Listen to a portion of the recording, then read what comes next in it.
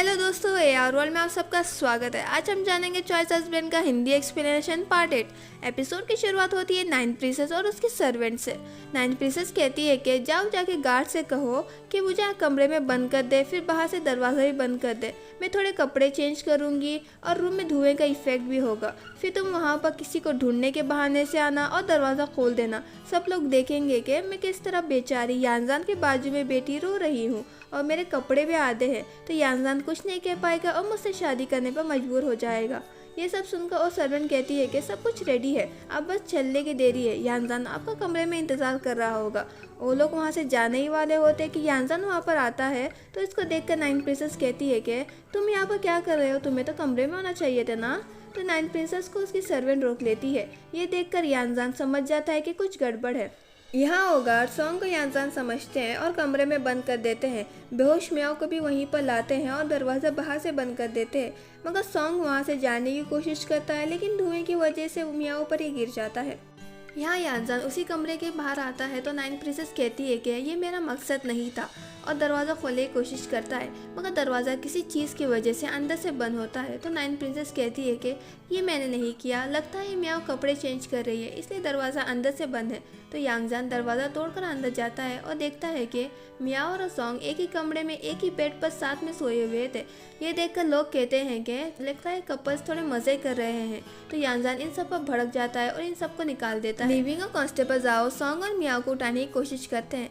यहाँ कांस्टेबल जाओ पानी डालकर सॉन्ग को उठाता है तो सॉन्ग कहता है कि ये तुम क्या कर रहे हो। तो यांजान कहता है अगर तुम्हें मियाओ की इज्जत की थोड़ी भी परवाह है तो तुम चुप रहो। यहाँ मियाओ को भी होश आता है और सॉन्ग से कहती है कि मुझे घर जाना है। सॉन्ग कहता है कि मैंने अपने सर्वेंट से कह दिया है हम कुछ देर में निकलेंगे।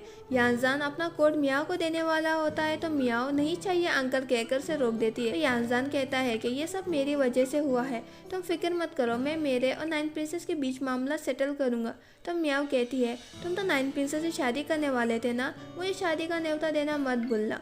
यांजान कहता है पता भी है कि मेरा क्या मतलब है। तो मियाओ कहती है अगर तुम नाइन प्रिंसेस से अकेले मिलने का प्लान कर रहे थे तो तुम्हें जल्दी करनी चाहिए थी, कहीं तुम उनको नाराज कर देते तो तुम्हारी नाक कट जाती। तो यांजान कहता है कि मैं यहाँ तुमसे मिलने आया था तुम्हें कहने के लिए कि मैंने उस दिन शैन रेसिडेंस पे जो कुछ कहा था वो सब कुछ सच है। तो सॉन्ग कहता है मेरी वाइफ आज बहुत सी चीज़ों से गुजरी है, अगर तुम्हें कुछ कहना है तो मैं कल तुम्हारे ऑफिस में आऊँगा। और वहाँ से मियाओ को लेकर जाने ही वाला होता है कि यांजान उसको रोक लेता है, मगर मियाओ के पैर पर चोट लगने की वजह से दोनों डॉक्टर के पास जाने की बात करते हैं। तो नाइन प्रिंसेस इन सब से तंग आती है और वहाँ से चली जाती है। मियाओ यांजान से कहती है कि सॉरी यांजान, कुछ चीज़ें छूट जाती है अगर तुमने उसे छोड़ दिया तो, और मैं विश करती हूँ कि तुम और नाइन प्रिंसेस अच्छी शादीशुदा जिंदगी गुजारो और एक दूसरे से खूब प्यार करो। ये कहकर वो सॉन्ग के साथ वहाँ से चली जाती है।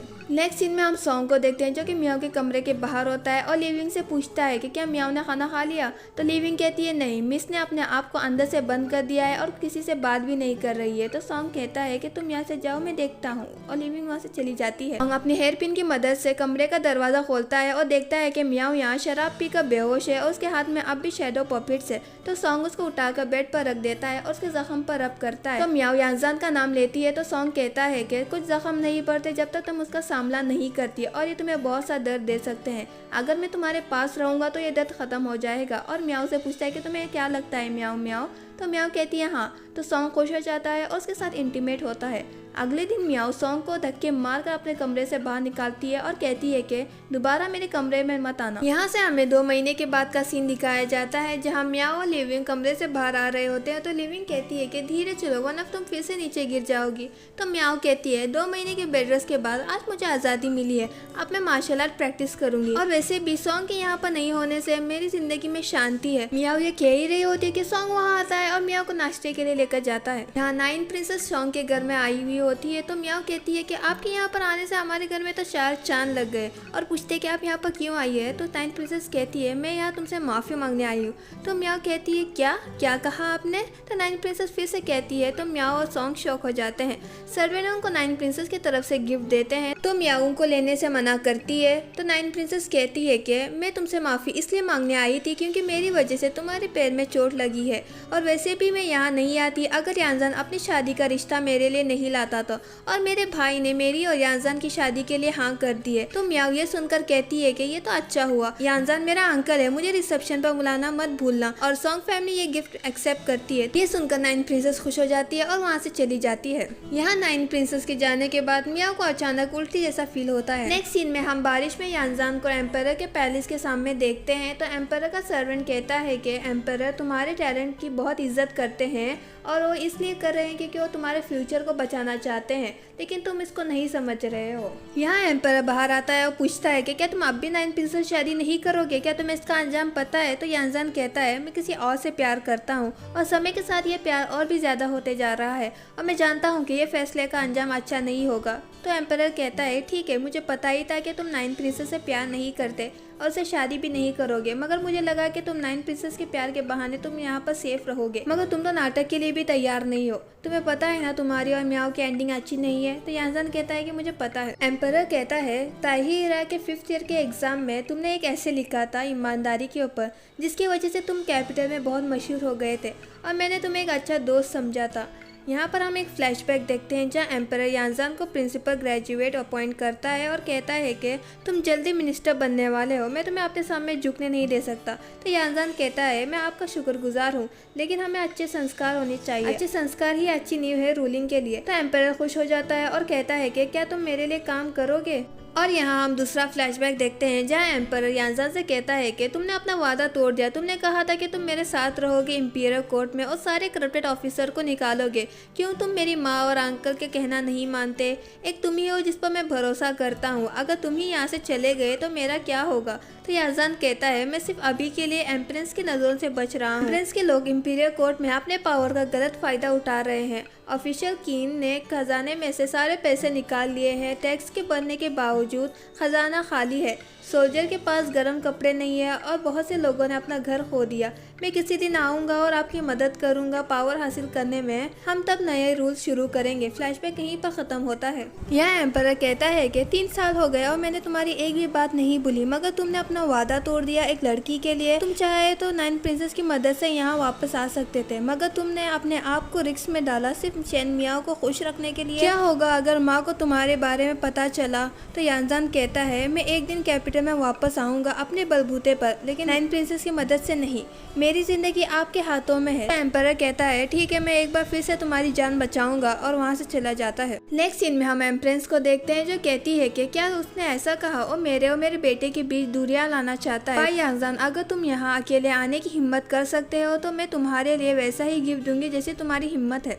नेक्स्ट सीन में हम मियाओ को देखते हैं जिसको एक डॉक्टर चेक कर रहा होता है। तो सॉन्ग पूछता है कि क्या इसको फूड पॉइजनिंग हुई है। तो लिविंग कहती है इसने उठने के बाद एक बूंद तक पानी नहीं पी, लगता है ये सब नाइन प्रिंसेस की वजह से हुआ है। मगर मियाओ इन सब से इरिटेट हो जाती है और उनको चुप रहने के लिए कहती है। डॉक्टर इनसे कहता है कि पल्स तो नॉर्मल है और आप दोनों को मुबारक हो, मैडम प्रेग्नेंट है। ये सुनकर सॉन्ग और मियाओ शौक हो जाते हैं। सॉन्ग जब मियाओ के पास जाता है तो मियाओ उसको मारना शुरू करती है, सारी चीजें उस पर फेंकती है और कहती है कि क्या हुआ अगर मैं ड्रंक थी और तुम्हारा फायदा भी उठा रही थी। अगर तुम मेरे परमिशन के बगैर मेरे पास नहीं आते तो ये सब नहीं होता। और तुम खुश क्यों लग रहे हो, इसमें कोई खुशी की बात नहीं है। तो सॉन्ग कहता है तुम्हें मुझे मारना है तो मारो, मगर प्लीज बैठ जाओ, तुम बच्चे को हर्ट करोगी। तो लिविंग भी मियाओ को बैठने के लिए कहती है तो मियाओ उस पर भी भड़क जाती है। सॉन्ग डॉक्टर से प्रेगनेंसी के लिए एडवाइस पूछता है तो डॉक्टर कहता है कि पहले के 3 महीने रिस्की है, लेकिन मियाओ 4th मंथ प्रेग्नेंट है इसलिए वो सेफ है। तो मियाओ दोबारा पूछती है, तब भी डॉक्टर यही कहता है कि मियाओ 4 मंथ प्रेग्नेंट है। तो मियाओ उसको वहाँ से मार मार कर भगाती है और सॉन्ग और लिविंग को भी वहाँ से निकाल देती है। सॉन्ग का सर्वेंट डॉक्टर से कहता है कि तुम एक झूठे हो, मास्टर सॉन्ग और मैडम की शादी हुए तो सिर्फ 2 ही महीने हुए, तो 4th मंथ प्रेग्नेंट कैसे हो सकती है। नेक्स्ट सीन में हम यानजान को देखते हैं जो कि एक कंबल में लिपटा हुआ था और ज़ेनियो पूछता है कि तुमने अपने आप को हर्ट किया ये शादी रोकने के लिए, और एम्परर मान भी गया। यानजान कहता है कि और कोई चारा नहीं था। ज़ेनियो पूछता है अब तो शादी रुक गई है, क्या तुम अब मियाओ के पीछे जाओगे। तो यानजान कहता है हाँ। ज़ेनियो कहता है कहीं तुम इतने लेट मत हो जाना कि सॉन्ग और मियाओ का बच्चा भी हो जाए, मैंने देखा है सॉन्ग की आंखों में हवस। तो यानजान कहता है कि तुमने भविष्यवाणी शुरू कर दी है, लगता है तुम्हें सैलरी नहीं चाहिए। ये सुनकर ज़ेनियो उसको सॉरी कहता है, उसको सूप देता है और पूछता है कि एम्परर मान गया और और एम्पर की क्या शर्त है। यानसान कहता है मेरे पास सिर्फ 3 साल है एम्पर के पावर्स वापस लाने के लिए। तो जेन्यू कहता है क्या तुम इसके लिए एम्प्रेस की दुश्मनी मोल लोगे? तुम्हें नहीं पता कि कीन फैमिली और एम्प्रेस कितनी पावरफुल है, हम जैसे लोग उन तक पहुंच नहीं सकते। इसी वक्त यानसान को छींक आती है और सारा का सारा सूप जेन्यू पर गिर जाता है। तो जेन्यू सूप का पाव लेकर वहाँ से चला जाता है। यहाँ कुछ लोग यानसान पर हमला करते हैं और यानसान को चोट भी लगती है शोल्डर पर, मगर जेन्यू सही वक्त पर आकर यानसान को बचा लेता है। यानसान कहता है लगता है इन सबको एम्प्रेस ने भेजा है मुझे मारने के लिए, इनको पता नहीं होना चाहिए कि मुझे मार्शल आर्ट्स आते हैं। तो जेन्यू कहता है कि तुम कुछ दिन यहीं पर आराम करो, मैं कांस्टेबल जाओ को वहाँ संभालने के लिए कहता हूँ। ये सुनकर यानसान कहता है कहीं मियाओ मुसीबत में तो नहीं है। नेक्स्ट सीन में हम सॉन्ग को देखते हैं जो बहुत से गायनेकोलॉजिस्ट को सॉन्ग रेसिडेंस में लाता है। यहाँ मियाओ अपने आप को देखकर कहती है क्या मैं प्रेग्नेंट हूँ? हाँ मुझे कुछ महीनों से पीरियड्स नहीं आए, मगर मैं प्रेग्नेंट कैसे हो सकती हूँ? तो याद करती है उसकी और यानसान की और आज जो उन्होंने साथ में गुजारी थी। इसी वक्त सॉन्ग वहाँ आता है और मियाओ से कहता है कि मैंने तुम्हारे लिए डॉक्टर को बुलाया है क्योंकि जो डॉक्टर सुबह आया था लगता है वो यानसान का स्पाई होगा। यानसान हमारे प्यार से जलता है, उसे हमारी शादी रोकने की कोशिश की, हो ना हो ये इसी का किया धरा है,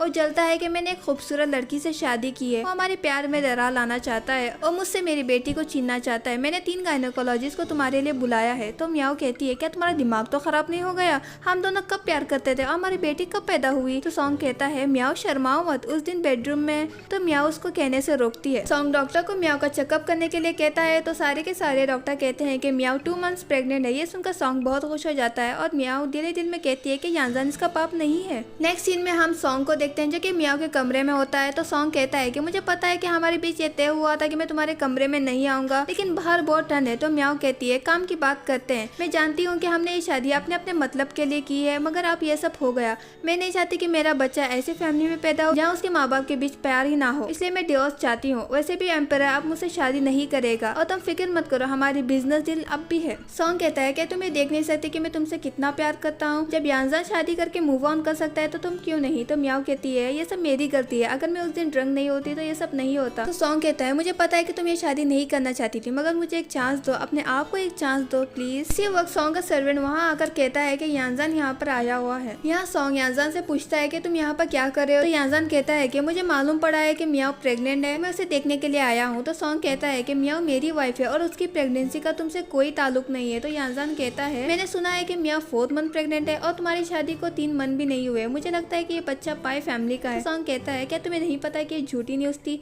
और डॉक्टर को भी लिंजाओ शहर से निकाला गया है? यानसान कहता है कि क्या कोइंसिडेंस है, मैं उसी डॉक्टर से मिला और यहाँ पर इन्वेस्टिगेशन के लिए आया हूँ। तो सॉन्ग कहता है कि मैंने मेरी वाइफ को 3 गायनेकोलॉजिस्ट को दिखाया है और तीनों ने कहा है कि मेरी वाइफ 2 मंथ्स प्रेग्नेंट है। तो यानसान कहता है मैं बहुत ही अच्छे फेमस डॉक्टर को जानता हूँ जो आज आ रहा है, इससे एक बार मियाओ का टेस्ट होगा। तो सॉन्ग उसको मना करता है। तो यानसान कहता है कि अगर तुम मेरे खिलाफ जाओगे तो तुम्हें इसकी सजा मिलेगी। डॉक्टर आपस में फाइट कर रहे होते हैं कि मियाओ 2 मंथ्स की प्रेग्नेंट है और 4 मंथ की प्रेग्नेंट है। ये सब देखकर मियाओ को गुस्सा आता है और कहती है कि बच्चा मेरे अंदर है, फिर से टेस्ट होगा। यहाँ जेन्यू वो फेमस डॉक्टर को लेकर आता है और मियाओ उससे अपना टेस्ट करवाती है। यहाँ बाहर सॉन्ग और यानसान वेट कर रहे होते हैं। तो सॉन्ग कहता है कि कैसा डॉक्टर है, एक टेस्ट के लिए इतना टाइम लगा रहा है? तो यानसान कहता है तुम्हें इतनी जल्दी क्यों है? इसी वक्त डॉक्टर बाहर आता है और कहता है कि मियाओ 4th मंथ प्रेग्नेंट है। ये सुनकर यानसान कहता है मियाओ को मैं अपने साथ लेकर जाऊंगा। तो सॉन्ग कहता है मियाओ मेरी वाइफ है। इसी वक्त मियाओ बाहर आती है और इन दोनों को रोक लेती है। यहीं पर खत्म होता है episode 8 of choice husband. Video पसंद आया तो वीडियो को लाइक और चैनल को सब्सक्राइब करना मत भूलिए। मिलते हैं अगले एपिसोड में, तब तक के लिए टेक केयर।